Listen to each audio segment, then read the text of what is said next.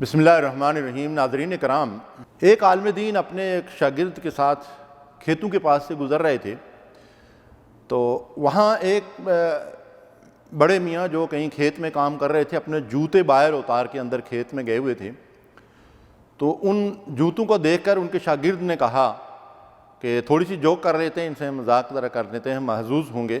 تو استاد نے پوچھا کہ کیا؟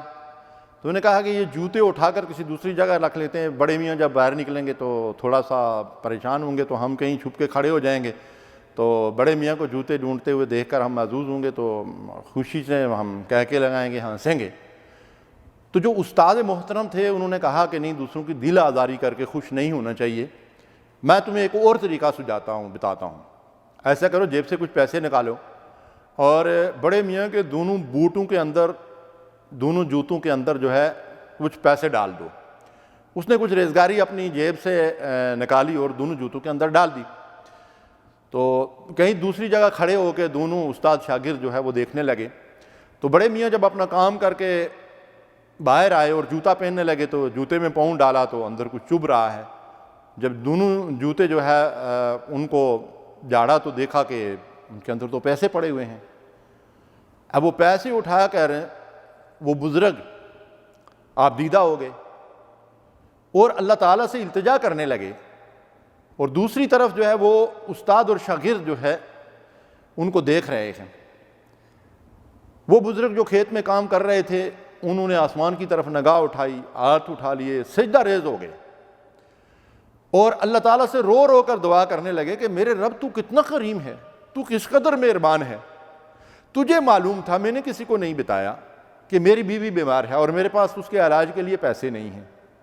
یہ اتنی رقم مجھے مل گئی ہے کہ میں اس کا علاج بھی کرا لوں گا اور کچھ دن کا گھر کا خرچہ بھی مل جائے گا۔ اللہ تو کتنا میرے اوپر مہربان ہے، تو کس قدر کریم ہے، تو کس قدر جو ہے وہ بخشش والا اور عطا والا ہے۔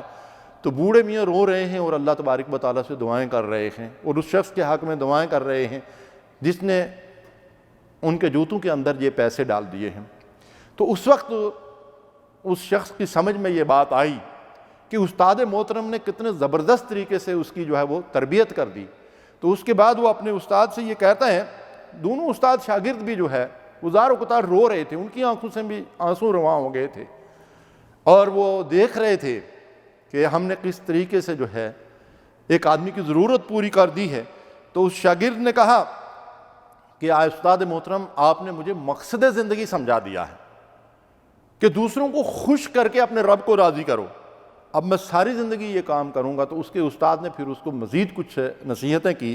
اس نے کہا، بیٹا صرف پیسے دینا ہی عطا نہیں ہے، قدرت کے باوجود کسی کو معاف کر دینا بڑی عطا ہے۔ اللہ اکبر، یہ بہت بڑی بات ہے۔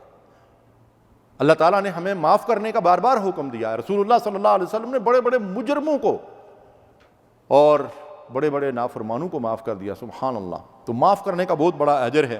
تو وہ اس اپنے شاگرد سے کہتے ہیں کہ معاف کر دینا بہت بڑی عطا ہے، اور کسی مسلمان کے لیے غائبانہ دعا کرنا، آپ کسی کے حق میں دعا کر رہے ہیں، ایک فرشتہ آپ کے پاس اللہ متعین کر دیتے ہیں اور وہ آپ کی دعا پہ آمین بھی کہتا ہے اور اللہ سے یہ عرض کرتا ہے کہ یا اللہ اس کو بھی وہ چیز دے جو اپنے مسلمان بھائی کے لیے غائبانہ مانگ رہا ہے۔ اللہ اکبر۔ اس لیے دوسروں کے لیے خوب ان کی غیر موجودگی میں دعائیں کیا کریں، اور کسی کی عدم موجودگی میں اس کی عزت کی حفاظت کرنا بھی بہت بڑی عطا ہے۔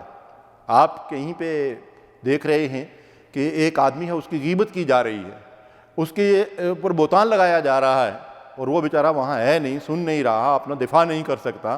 تو آپ اگر وہاں اس کا دفاع کر رہے ہیں، آپ اس کی عزت پہ حملہ کرنے والوں کو روک ٹوک کر رہے ہیں، تو اللہ تبارک و تعالیٰ، دوسری روایت میں آتا ہے کہ قیامت کے دن اللہ تبارک و تعالیٰ وہاں آپ کو محفوظ رکھے گا جہاں کوئی آپ کی حفاظت کرنے والا نہیں ہوگا۔ سبحان اللہ۔ تو خیر الناس من ینفع الناس، نبی صلی اللہ علیہ وسلم نے کیا بات ارشاد فرمائی، بہترین لوگ کون ہیں؟